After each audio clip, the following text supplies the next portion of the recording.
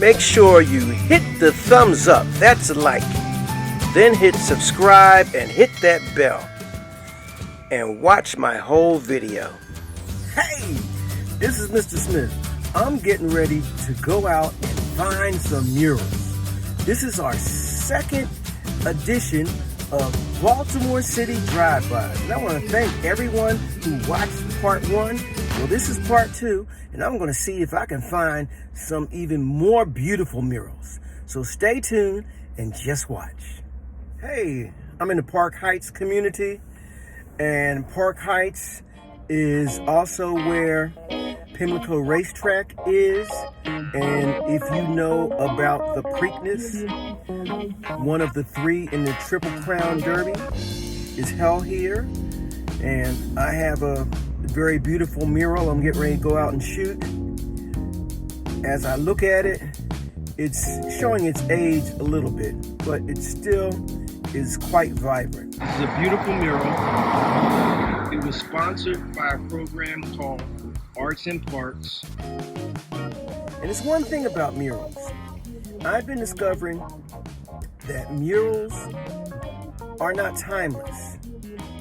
That because they're out in the weather, and unless someone keeps it up, nature always takes over. It's still a very beautiful and vibrant mural. I'm in the Pimlico Terrace neighborhood, still searching for murals. But I'm finding sculptures. And I've seen a series of these totem-like boxes with stained glass.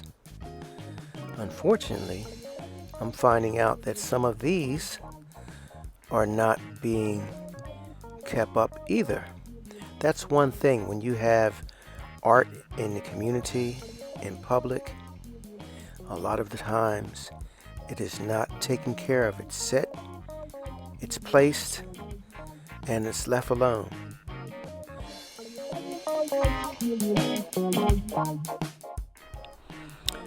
This mural is very large. It's showing its age slightly faded. But what I do see, I see a group of people almost in a balancing act, much like circus performers. But I'm reading it as a community that is responsible for each other and each playing their part and balancing on one another. As they say, it takes a village to raise a child. And we see this village of many different people of various colors working together to stay focused and balanced. This mural is almost directly across the street from a church that one of my uncles founded many years ago. And as I look at the images, I know the dove is the symbol of peace. The hands outstretched represent the Spirit of God. And then I see a Baltimore City skyline, and we have people all around, and I'm seeing hope and peace and unity and the words love. Sometimes aesthetics and perspective and proportion and things like that, I overlook when I'm looking at murals. I go for the spirit and the message in a mural. And although I know time is taking its toll upon it, as I look at this mural, the message says it all. Peace, love, unity, togetherness. It's a wonderful thing. And I will hope one day the world could follow through with these same thoughts. And I'm having a great time during my neighborhood mural art drive-by. Stay tuned. Let's see what else Mr. Smith's going to find. While in the community of Druid Heights, I drove up to this beautiful, colorful mural. And then, due to a road closure, I came upon an actual mural artist working on a beautiful, gigantic wall. He was so nice, he took time to sit down and to talk with me about his artwork. And I was so impressed with him as a young man, as a young artist, striving to get his work out to the public so people would know that he is here. And we had a wonderful interview. So please sit down and watch this interview with this great artist, Parris. Oh my gosh. My name is Parris Ashley, and this is my mural. It was commissioned by the owners of the building, Cash USA, and the boss there, Tony Abramov. Nice guy, real nice guy. This is metaphorical and it's symbolism. It's about my childhood in Baltimore growing up. And one of the things I loved as a kid was watching Dragon Ball Z with my cousins, John, Dustin, and Mickey. And we would sit and watch Dragon Ball Z because that was the one thing I wasn't allowed to watch as a kid.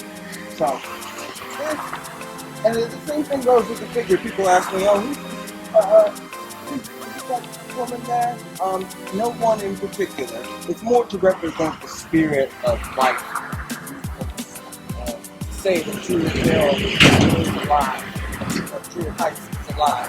And that's the caption. There will be text here, and it will say Druid Heights is alive. That is less. I don't think it's gonna come off with talking like that. Murals are community art. They should be. But the one thing I've been noticing is that you got to keep a mural up. So many murals. They're beautiful murals, but they're dying. They get overrun by the foliage. The weather starts doing damage to the colors. The paint starts chipping. It's like they make the community beautiful, and then the community starts to actually come back, or an environment starts to actually come back and destroy the mural. I painted over 24 murals, some of them outside. And people ask me all the time, how do you feel with when one of your murals gets painted over? And just because something is temporary doesn't mean it can't bring joy and life to people who look at it. I paint murals on boarded up doors and windows up and down Druid Hill, right down there.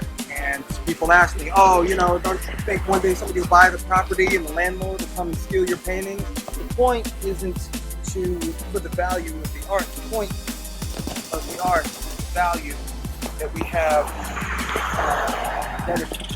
the value of it is destroyed. That's fantastic. So, where are you from? You said you're from here. Where'd you grow up? Born in Baltimore. Where in Baltimore? I was born in Sinai Hospital, grew up around Poplar Grove. Okay, all right. That's where my grandmother's house was. That's where we lived right after that. Where'd you study art? Frostburg State University.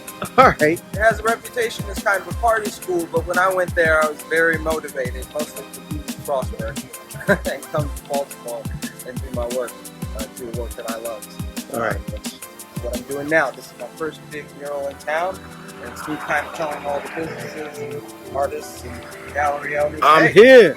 Hey, look at me. Look at this. This is using a technique I invented to do murals, and it's not very, but it's spontaneous. It's letting the wall speak to you as you create. It takes longer, that's for sure. So you're telling me you did not do a sketch for this? Oh, I did. Okay. I did many sketches. Okay. And I do have the extra images around the borders, the patterns, the houses in the background, city, Baltimore City. No, I didn't do any sketches. Okay. So as we come, and I definitely have sketches. It's trend. I have number of tricks that Mural is used to scale an image up and get it bigger. And one is using the grid that you see there. I've just decided to incorporate that grid into my artwork. Oh. Well, I'm telling you, man, I'm impressed. I've been going around trying to find something good today, and I call them hidden gems. I hit the gold mine with you, Parris. I'm telling you.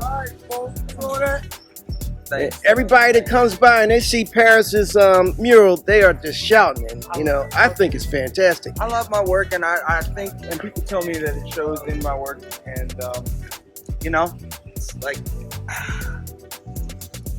I'm happier now than I've ever been in my whole life, and I think it'll show with these murals. When it's done, we are maybe 2/3 done. I'm working faster nowadays because the weather's turning on. How long? When did you start? I started. This is day 12 of work, and we missed a day because of the rain. Okay. So, you say we? You got some assistants? Oh no. Okay. I mean we, as in the guys who work at Cash USA who helped me out, Jante, and the other gentleman, and of course Tony. They all helped me get this done throughout the day by watching my stuff, set up the ladders, my equipment. Yeah, because I will tell you, this is my second video doing Baltimore City mural drive-bys, and I'm always looking over my back because some of the places where some of these murals are, you know, they aren't the friendliest places, but I'm telling you, if you're doing this brightens up a community, and I don't see how anybody can come by and not have joy in their heart. That's why I decided to start doing murals independently, because sometimes city projects tend to focus on things that benefit businesses downtown rather than community projects. Sometimes places that need the art don't get the attention, and that's not a fault of anybody. That's just a product of the system, the capitalist system that we live in. And so that's what I try to do with my work, is use commissions, big commissions like this one, to fund the neighborhood